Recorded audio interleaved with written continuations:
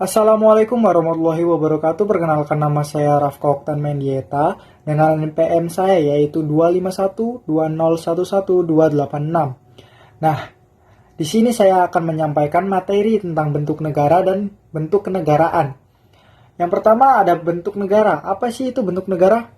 Nah, bentuk negara ini adalah cara atau sistem suatu negara mengatur kekuasaan dan pemerintah di dalam wilayahnya, terutama dalam hubungan antara pemerintah pusat dengan pemerintah daerah. Dengan kata lain, bentuk negara ini menjelaskan bagaimana kekuasaan dibagi, siapa yang memegang kewenangan tertinggi, dan bagaimana pemerintah dijalankan di seluruh wilayah negara.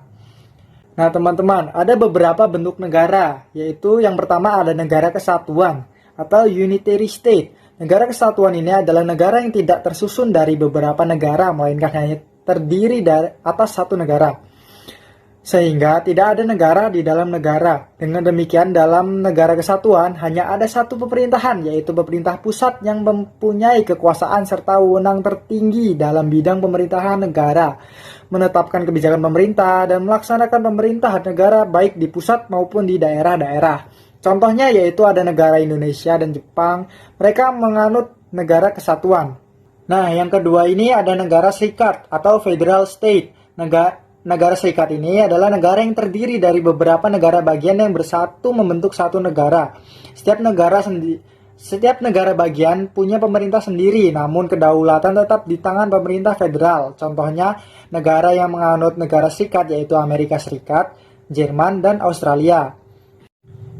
Dan yang ketiga ada negara konfederasi. Negara konfederasi ini adalah gabungan dari beberapa negara berdaulat yang bekerja sama untuk kepentingan tertentu seperti pertahanan, ekonomi, atau politik luar negeri. Nah, setiap negara anggota tetap berdaulat penuh dan tidak ada pemerintah pusat yang berkuasa langsung. Negara konfederasi ini contohnya yaitu Uni Eropa. Itu termasuk negara konfederasi. Nah, ini bentuk negara yang terakhir atau yang keempat, negara superstruktural. Nah, negara superstruktural adalah negara yang berdiri di atas struktur sosial, ekonomi, dan politik tertentu di mana negara menjadi alat kekuasaan dari kelompok yang berkuasa. Nah, contoh negara superstruktural ini yaitu negara yang berpihak kepada bangsawan, bukan kepada rakyat. Nah, itulah contoh bentuk negara superstruktural. Nah, di sini kita akan masuk materi bentuk kenegaraan. Ada macam-macam bentuk kenegaraan. Yang pertama ada koloni, yaitu wilayah jajahan diatur oleh negara penjajah. Nah, contohnya saat Indonesia dijajah oleh Belanda. Nah, yang mengatur pemerintahan Indonesia yaitu pemerintah Belanda, bukan pemerintah Indonesia lagi. Karena Indonesia sedang dijajah oleh Belanda. Jadi yang mengatur itu adalah negara Belanda, bukan negara Indonesia lagi. Nah, yang kedua ada bentuk kenegaraan trust atau perwalian, yaitu wilayah di bawah pengawasan PBB pasca Perang Dunia Kedua, agar mereka bisa mencapai kemandirian dan kemerdekaan tanpa penindasan seperti bentuk kenegaraan koloni. Nah, yang ketiga ada bentuk kenegaraan mandat atau bekas jajahan negara kalah Perang Dunia ke-1, diawasi oleh Liga Bangsa-Bangsa, yaitu maksudnya tuh kayak negara yang kalah Perang Dunia ke-1 itu ditempatkan pengawasan oleh negara yang menang perang dan diawasi oleh Liga Bangsa-Bangsa. Contohnya yaitu Palestina dan Irak. Mereka dimandat oleh Inggris, kayak diawasi oleh Inggris gitu, oleh negara pemenang. Nah, yang keempat ada bentuk kenegaraan protektorat, yaitu negara di bawah perlindungan negara lain yang lebih kuat. Negara protektorat ini sering disebut negara yang tidak sepenuhnya merdeka karena tidak full berdaulat. Ya, karena ada negara pelindung yang ikut campur atas urusan politik mereka gitu. Contohnya yaitu negara Bhutan yang pernah menjadi protektorat negara India.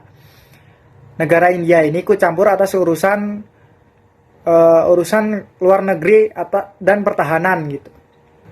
Nah, ya yang kelima, ada bentuk kenegaraan dominan atau bekas jajahan Inggris yang sudah merdeka tetapi tetap mengakui raja atau ratu Inggris sebagai simbol persatuan mereka. Nah, contohnya yaitu ada Australia yang sudah merdeka sejak 1901. Nah, mereka tetap tetap mengakui Raja atau Ratu Inggris sebagai kepala negara mereka. Nah, ada bentuk kenegaraan terakhir atau yang keenam, yaitu ada Uni, bentuk kenegaraan Uni, yaitu gabungan beberapa negara merdeka dengan satu kepala negara yang sama. Tetapi mereka tetap berdaulat, mempertahankan kedaulatannya dan mengurus urusannya masing-masing. Contohnya ada Uni Inggris Skotlandia yang mereka sama kepala negaranya dan sekarang bersatu, yaitu menjadi negara Britania Raya atau sering disebut United Kingdom. Nah, sekian materi yang bisa saya sampaikan. Semoga kalian memahami materi yang saya sampaikan tersebut. Jika tidak paham bisa tulis di kolom komentar. Terima kasih telah menonton sampai akhir dan mendengarkan apa yang saya sampaikan. Semoga kalian diberkahi oleh Tuhan kalian masing-masing. Terima kasih. Wassalamualaikum warahmatullahi wabarakatuh.